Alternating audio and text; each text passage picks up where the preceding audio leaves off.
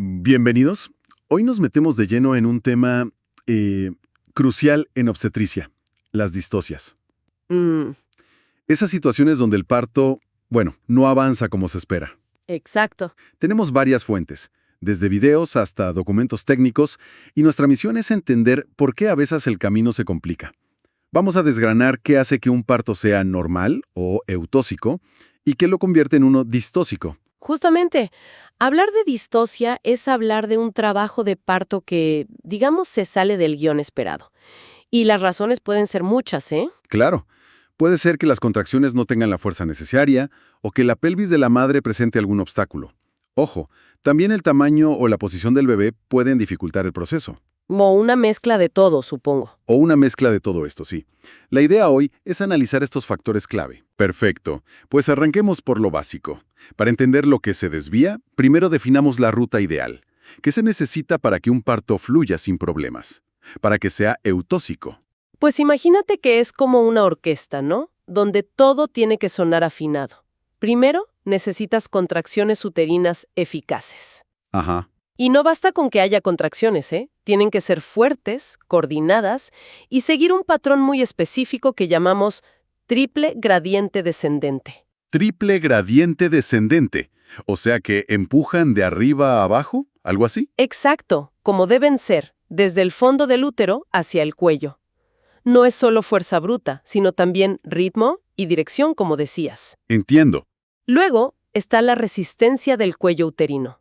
Este tiene que colaborar, digamos, ablandándose y dilatándose poco a poco. ¿Tiene que ceder el paso? Justo. También influye la presión que ejerce el bebé hacia abajo, empujando para abrirse camino.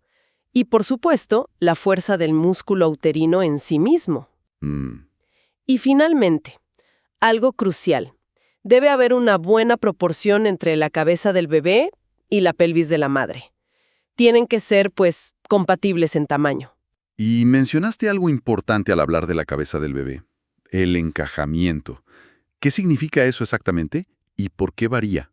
El encajamiento es cuando la parte más ancha de la cabeza del bebé logra pasar ese primer umbral de la pelvis, lo que llamamos el estrecho superior. Ok. Clínicamente decimos que está encajado cuando llega a cierto nivel, más o menos a la altura de unas prominencias óseas que se llaman espinas ciáticas. El tercer plano de Hodge, para ser técnicos. Ya. ¿Y siempre ocurre igual? Pues fíjate que no. En una mamá primeriza, lo habitual es que el bebé ya esté encajado antes de que empiece el parto. Ah, mira. En cambio, si ya ha tenido hijos, una multípara, a veces el bebé se encaja durante el mismo trabajo de parto. Interesante. Y hay una señal de alerta importante. Si una primeriza llega al final del embarazo, a término, y el bebé sigue flotando muy alto en la pelvis, o sea, no encajado, Un -4 decías. sí, un -4 o fuera de pelvis, eso es algo que nos pone sobre aviso, definitivamente. Bien. Ya tenemos el escenario ideal. Ahora, ¿qué pasa cuando falla el motor? Es decir, cuando las contracciones no son las adecuadas. Ahí entramos de lleno en las disfunciones uterinas. Por un lado tenemos la hipotonía uterina o hipodinamia. Hipotonía. O sea, contracciones flojas. Exacto. Son contracciones débiles, de baja intensidad, que no tienen la fuerza suficiente para hacer que el cuello se dilate. Pueden ser rítmicas, sí, pero son ineficaces. ¿Y qué pasa entonces? Pues el resultado es que el parto se frena o se detiene por completo. En estos casos, a menudo se recurre a la oxitocina para darles un empujón. Para ayudarlas un poco. Sí, se empieza con dosis bajas y se va ajustando poco a poco según cómo responda la mujer. Y el caso contrario, contracciones demasiado intensas o caóticas. Esa es la hipertonía uterina o disfunción incoordinada. Aquí el útero se contrae con demasiada fuerza, o muy seguido, o incluso no se relaja bien. El tono basal está alto. Suena peligroso. Y lo es. Ese patrón ordenado de arriba a abajo puede perderse. Y lo más grave es que puede reducir el oxígeno que le llega al bebé, causar hipoxia. Uf. Además, aumenta el riesgo de problemas serios como que la placenta se desprenda antes de tiempo, un DPP, o incluso que el útero se rompa. Madre mía. Si se estaba usando oxitocina en ese momento, hay que quitarla de inmediato. A veces se necesitan sueros, fluidos, y en casos graves puede acabar en una cesárea de emergencia. Entendido.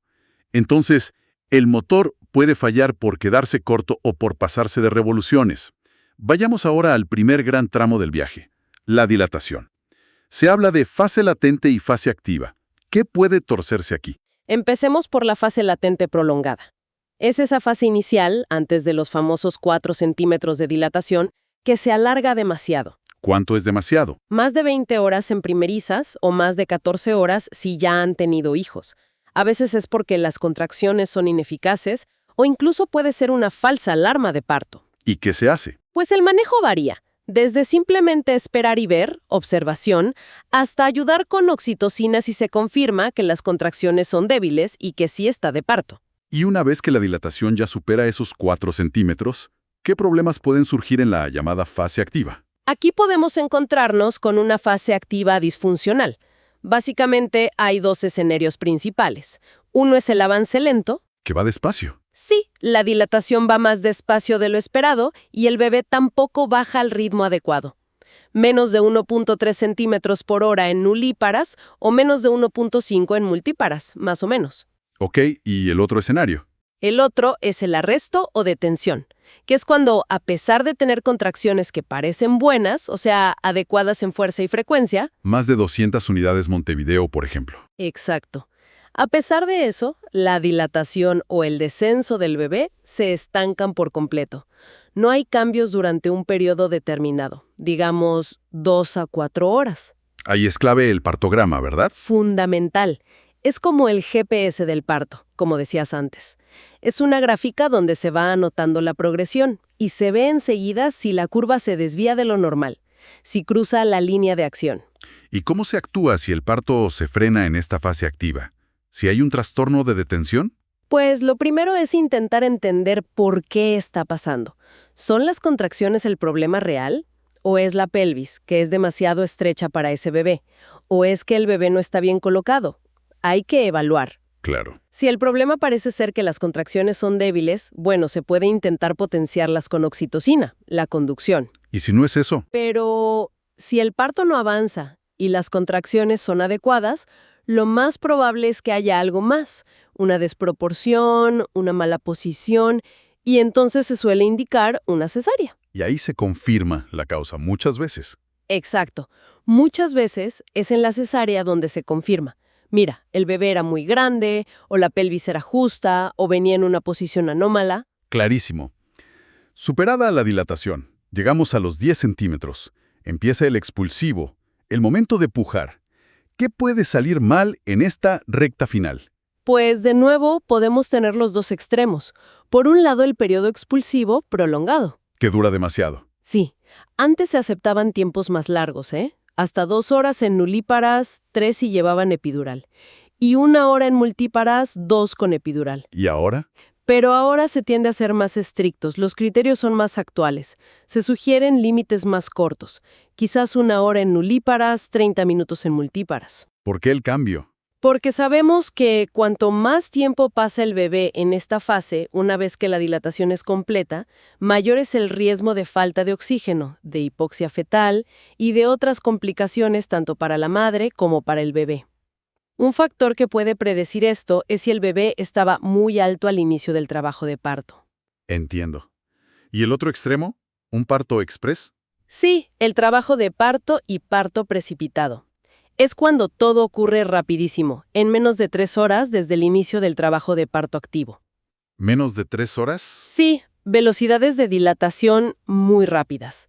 5 centímetros por hora o más en primerizas, hasta 10 centímetros por hora en multíparas. ¿Y por qué pasa eso?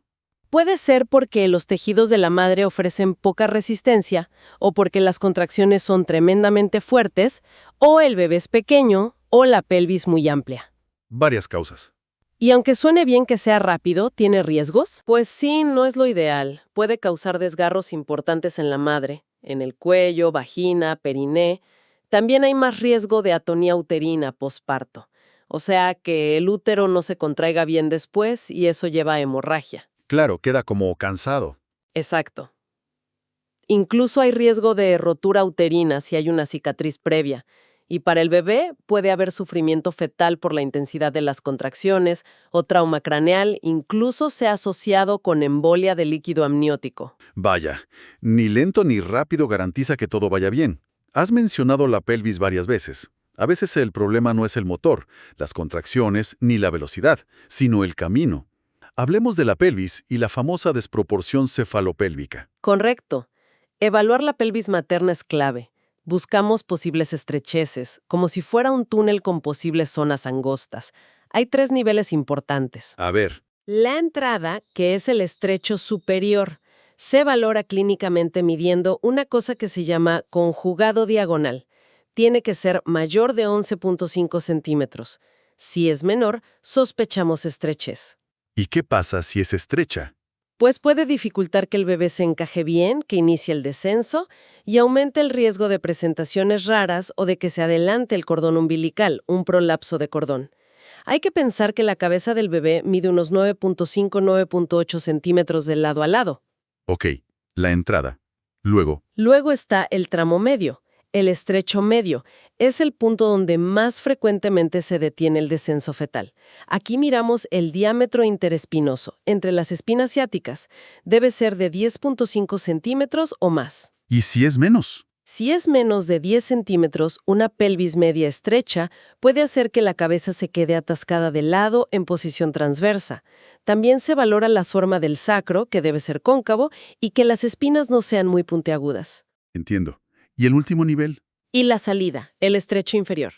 Ahí evaluamos el ángulo que forma el pubis por debajo, el ángulo subpubiano, que debe ser mayor de 90 grados.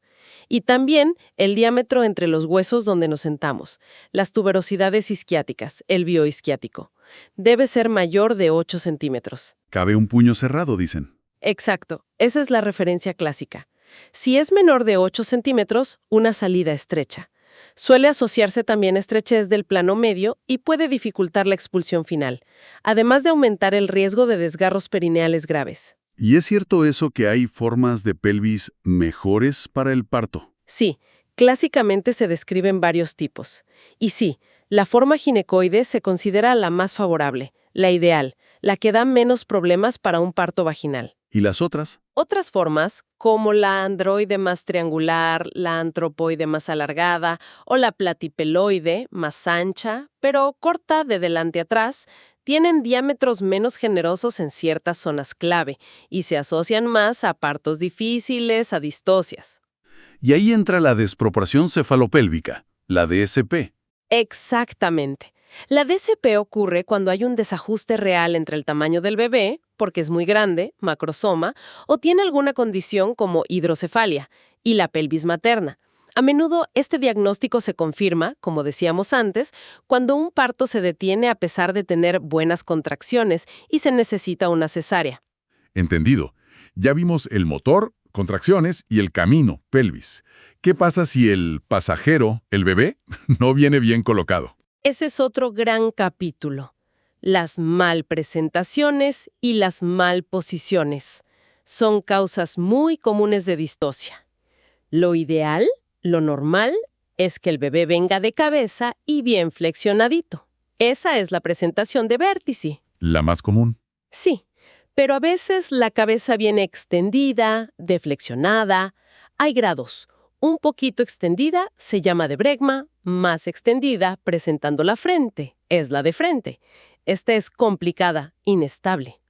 A veces se corrige sola, pero si persiste, el encajamiento es imposible porque presenta un diámetro demasiado grande. Requiere cesárea. Y se puede saber al tacto. Sí. Al tacto palpas la frente, la fontanela grande, las órbitas, la raíz de la nariz, pero no llegas a tocar ni la boca ni el mentón. ¿Y la extensión total? Esa es la de cara. Cabeza totalmente extendida presenta la cara. Ahí sí palpas boca, nariz, órbitas. Aquí fíjate, depende de hacia dónde apunta el mentón del bebé. Ah, sí. Sí. Si el mentón apunta hacia adelante, mento anterior, a veces, si la pelvis es buena, es posible un parto vaginal. Pero si apunta hacia atrás, mento posterior, es cesárea segura. Y muy importante, no deben intentarse maniobras para intentar cambiarla de posición. Ok, ¿y si no viene de cabeza para nada? Bueno, pues tenemos la presentación podálica o de nalgas. Hoy en día, la gran mayoría acaban en cesárea programada por los riesgos asociados al parto vaginal en esta posición. Sí, eso es lo habitual. Y luego está la situación transversa u oblicua. El bebé está literalmente atravesado o en diagonal en el útero. Ahí no hay forma, ¿no? Ahí el parto vaginal es imposible, salvo casos muy, muy excepcionales de bebés extremadamente pequeños. Se diagnostica fácil palpando el abdomen o con ecografía. Requiere cesárea sí o sí, y a menudo con una incisión especial en el útero. ¿Y por qué pasa esto? Puede ser por muchas cosas, haber tenido muchos hijos antes, que el bebé sea prematuro, placenta previa, mucho líquido amniótico, una pelvis estrecha. Entiendo.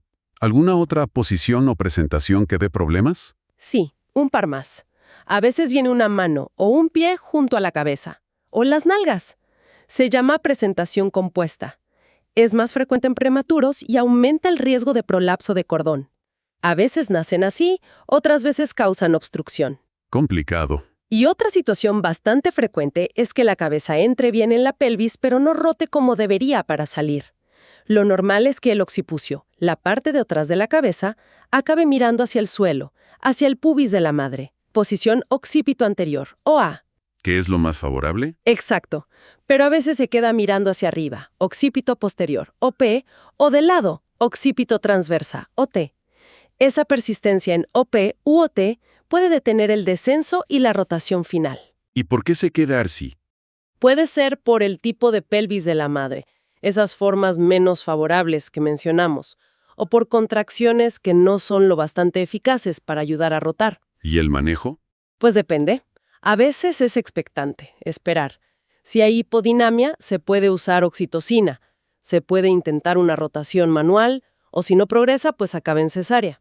Y también mencionaste antes el tamaño del bebé como posible problema en sí mismo. Exacto. Un bebé muy grande, lo que llamamos macrosomía, generalmente se habla de más de 4.000 o 4.500 gramos, complica las cosas. ¿Por qué? Está asociado a diabetes materna, obesidad, y es el principal factor de riesgo para que luego los hombros se atasquen, la distocia de hombros, y también para la desproporción con la pelvis, la DCP. Claro, un bebé grande necesita más espacio. Y mucho más raro, pero también una causa de distocia por tamaño, es la hidrocefalia. Cuando la cabeza es anormalmente grande por acumulación de líquido cefalorraquídeo. Estos casos suelen requerir cesárea, igual que otras malformaciones que aumenten mucho el tamaño fetal. Has mencionado varias veces la distocia de hombros. Por cómo lo dices, suena una de las complicaciones más temidas del parto. ¿Qué ocurre exactamente? Lo es, sin duda. La distocia de hombros es una emergencia obstétrica con mayúsculas. Ocurre cuando, una vez que ya ha salido la cabeza del bebé, Que parece lo más difícil. sí, pero no. Sale la cabeza y de repente el hombro anterior del feto, el que está bajo el pubis de la madre, se queda impactado, atascado detrás del hueso, y eso impide que salga el resto del cuerpo. ¡Qué horror! Se define a menudo por un retraso de más de 60 segundos entre la salida de la cabeza y la salida del cuerpo.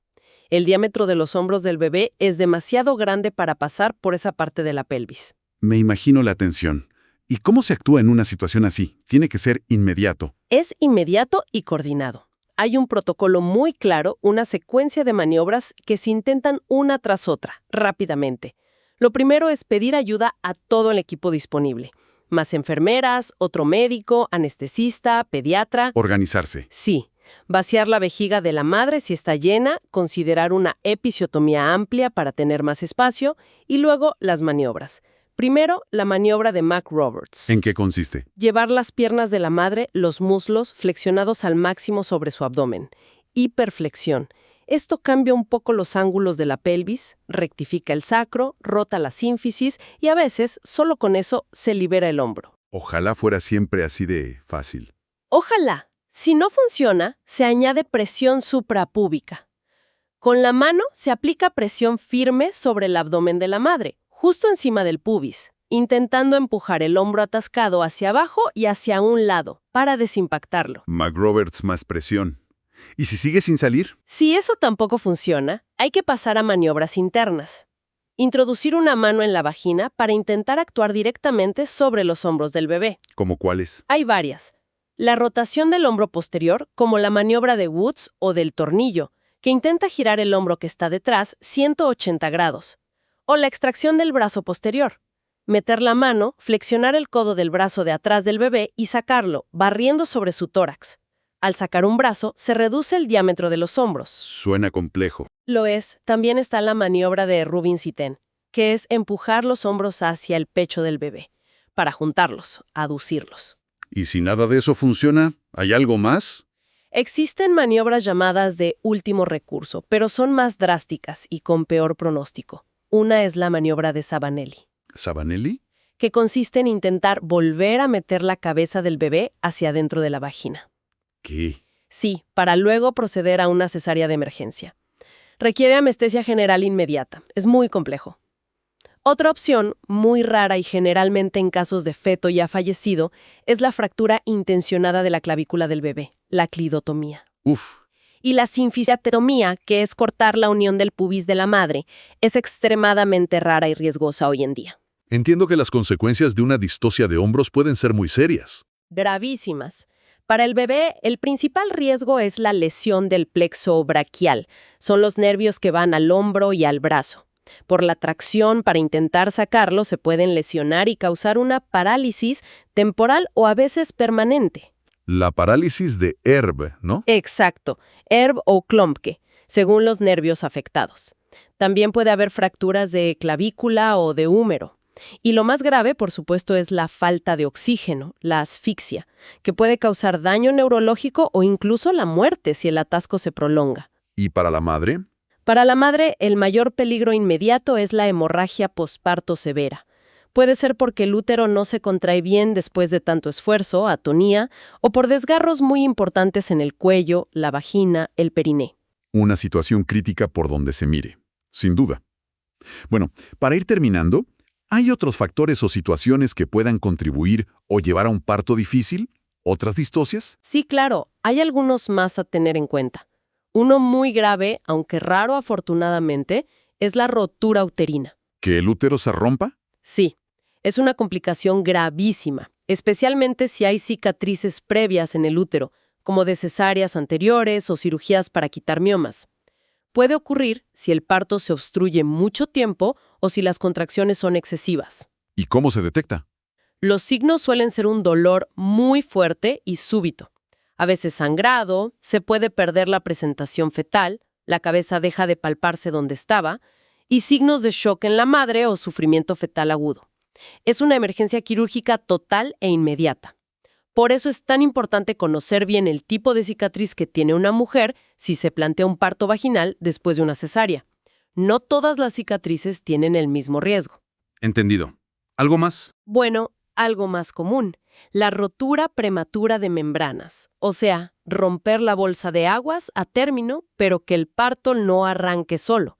Si no inician las contracciones espontáneamente, se suele inducir el parto para reducir el riesgo de infección. ¿Con oxitocina o misoprostol? Exacto. Y se administran antibióticos después de unas horas de bolsa rota para prevenir la corioamnionitis, la infección, Y mencionaste factores iatrogénicos. causados por la atención médica. Sí, o relacionados con ella. Por ejemplo, la analgesia epidural. Es un gran alivio para el dolor, sin duda, pero en algunos casos puede prolongar un poquito la duración de las fases del parto. No siempre, pero puede pasar. ¿Y la posición? La posición materna durante el parto también puede influir. Estar siempre tumbada boca arriba, en decúbito supino, no siempre es lo óptimo para que el bebé descienda y rote.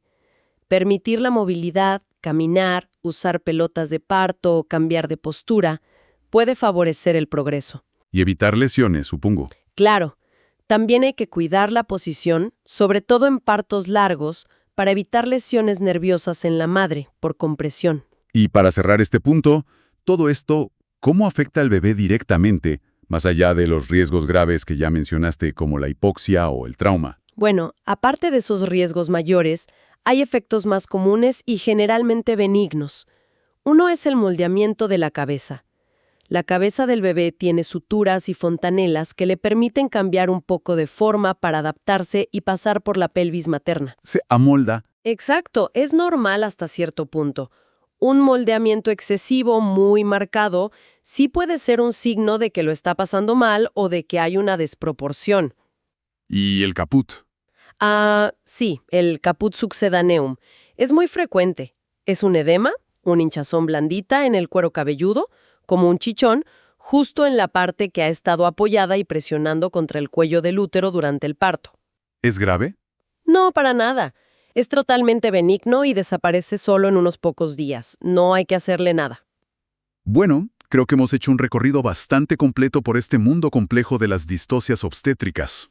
Sí, es un tema amplio. Queda claro que el parto, aunque es un proceso fisiológico, natural, es complejo y puede presentar desafíos importantes, ya sea por las contracciones, por la pelvis, por el propio feto o por la interacción entre ellos. Parece que la clave está en la vigilancia constante y en la capacidad de intervenir adecuadamente cuando sea necesario. Totalmente de acuerdo. Conocer bien cómo funciona un parto normal, la fisiología, es la base para poder identificar las desviaciones cuando algo no va bien. Herramientas como el partograma, una buena exploración clínica y, sobre todo, conocer las diferentes maniobras y opciones de manejo para cada situación son fundamentales. El objetivo siempre es buscar el mejor resultado posible, priorizando la seguridad de la madre y del bebé. Muy bien. Y para dejar algo resonando en quienes nos escuchan, vivimos en una época donde las tasas de intervenciones, como la cesárea, están en aumento en muchas partes del mundo. Quizás sea inevitable en parte, pero ¿qué impacto podría tener un enfoque más profundo en la prevención de ciertas distocias? Interesante pregunta. Quizás a través de estrategias prenatales específicas, como un mejor control de la diabetes gestacional para evitar bebés muy grandes, o modelos de atención al parto diferentes, que favorezcan más la movilidad, el acompañamiento continuo, podríamos quizás cambiar un poco el rumbo futuro de la obstetricia hacia partos con menos complicaciones y por ende menos intervenciones. Ahí queda la reflexión.